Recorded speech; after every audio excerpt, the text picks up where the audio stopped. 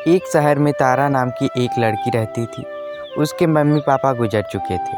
उसका एक लंगड़ा भाई था जिसके साथ वह रहती थी। दोनों भाई बहन अपने ही घर में रहते थे, लेकिन उनके घर में उनकी एक मोटी फूआ कब्जा करके बैठी थी। सालों पहले तारा के पापा ने उसकी बहन यानी तारा की फूआ से पैसे उधार लिए थे, जो वह चुका नहीं पाए और चल बसे।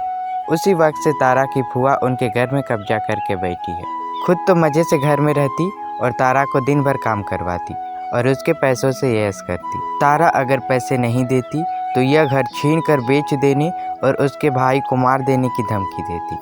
तारा उसकी फूआ से डरती थी, इसलिए चुपचाप उसे पैसे दे देती थी। भगवान की कृपा से तारा को एक दिन बहुत बड़े परिवार में काम मिल गया। तारा प्रतिदिन उस घर में काम करने जाने लगी। 1 महीने बाद तारा को बहुत सारे पैसे पगार के तौर पर मिले। इतने सारे पैसे देखकर तारा बहुत खुश हुई। मन ही मन उसने ढेर सारे सपने सजा लिए। उसने सोचा, इन पैसों से मैं अपने भाई को एक अच्छे से स्कूल में दाखिला कराऊंगी, उसे रोज़ स्कूल भेजूंगी। बहुत दिन से मैंने उसे नए कपड़े नहीं दिए हैं, उसके लिए कुछ कपड़े खरीदूंगी, अपने लिए भी कपड़े खरीदूंगी। ऐसे कई प्रकार के सपने उसने मन में सजा लिए। जब तारा घर गई तो अपने भाई के लिए उनका मनपसंद मिठाई लेकर घर गई। घर पहुंचने के बाद अपने भाई को मिठाई देकर कहा, ले तू मुँह मीठा कर, कल से तू स्कूल जाएगा। देख, मैं आज तुम्हारे लिए स्कूल का यूनिफॉर्म और कुछ कपड़े लेकर आई हूँ। नए नए कपड़े, स्कूल बैग, यूनिफॉर्म देखकर बहुत खुश हुआ और खुशी के मारे चिल्ला बैठा।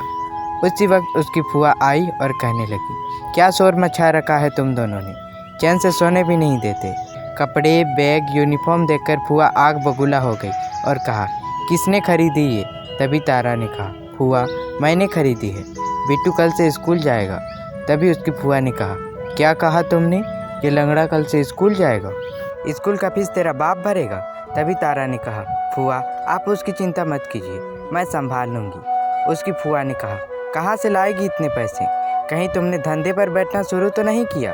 तभी तारा ने कहा, कैसी बातें कर रही हैं आप फूआ, आप मेरे बारे में ऐसे सोच भी कैसे सकती हैं? पिछले महीने से मैं समीर ओबरॉय के घर में काम कर रही हूँ, वहीं आज मुझे तनख्वाह मिली है। उसकी फूआ ने पूछा, कितने पैसे मिले हैं तुम्हें वहाँ? सब के सब मुझे दो। तभी तारा ने कहा, और कितने पैसे चाहिए आपको? पिछले 2 सालों से सारा पैसा तो आप ही को दे रही हूँ, अब नहीं। जितने पैसे मेरे पापा ने आपसे लिए भी नहीं थे, उसके 5 गुना पैसे आप मुझसे ले चुकी हैं। अब मैं आपको ये पैसे नहीं दूंगी, मुझे बिट्टू को पढ़ाना है। अब आप चले जाइए अपने घर। तभी उसकी फूआ ने कहा, क्या कहा तुमने? मैं चली जाऊँ? ये घर मेरा है, तुम दोनों मेरे घर में रहती हो, देखो अब मैं क्या करती हूँ। यह बोलकर तारा के पास आई और उसके हाथों से सारे पैसे छीन लिए और धक्के मारकर दोनों भाई बहन को घर से निकाल दी। उस वक्त तारा रोती गिड़गिड़ाती कहती रही, फूआ आप हमें मत निकालिए, इस शहर में हम दोनों कहाँ जाएंगे? लेकिन उसकी फूआ ने एक न सुनी और दोनों को घर से निकाल दिया। उस रात वह बिट्टू को लेकर एक पुल के किनारे चली गई। तारा को रात भर नींद नहीं आई। अगले दिन जब सुबह हुई, उसी वक्त बिट्टू उसकी दीदी को कहने लगा, दीदी मुझे भूख लग रही है, रात में भी कुछ नहीं खाया। तारा को भी बहुत जोर की भूख लगी थी। तारा ने यह सोचकर जेब में हाथ डाला, शायद उसके पास कुछ पैसे हों, लेकिन उसके जेब में एक भी पैसे नहीं थे। पैसों के बजाय उसके पॉकेट में एक लॉटरी का टिकट मिला। बिट्टू ने लॉटरी का टिकट देखकर कहा, दीदी ये क्या है?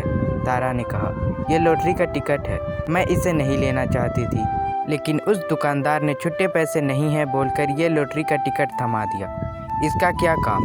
यह बोलकर तारा ने उस टिकट को फेंक दिया, लेकिन बिट्टू ने उस टिकट को अपने जेब में रख लिया। उस वक्त तारा बिट्टू को उस घर में ले जाने लगी जहां वो काम करती थी, यह सोचकर शायद वह बिट्टू के लिए एक भाड़े में घर दिला दे। दोनों जाने लगे। रास्ते में बिट्टू को एक अखबार पढ़ते हुए एक आदमी दिखा।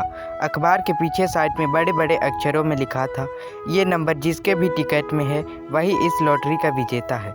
बिट्टू ने जैसे ही वह नंबर देखा, वैसे ही अपना टिकट निकाल कर देखा तो सेम नंबर था।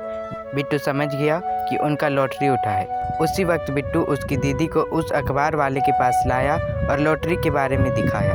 तारा को पता चला कि उसके नाम 10 करोड़ की लॉटरी मिली है। लॉटरी की खबर पाते ही लोगों ने उन्हें किराए पर घर दे दिया। कुछ ही दिनों में तारा को उसके लॉटरी के पैसे मिल गए। उन पैसों से तारा ने अपने खुद का एक घर बनाया और अपना खुद का बिजनेस शुरू किया। उसके फुआ के ऊपर लूट मार का केस लगाकर अंदर करवा दिया। तारा का हर वह सपना पूरा हुआ जो वह चाहती थी। अगर आपको मेरी यह कहानी अच्छी लगी तो वीडियो को लाइक करें, शेयर करें और चैनल को सब्सक्राइब करें ताकि मेरी आने वाली वीडियो सबसे पहले आप तक पहुंचे।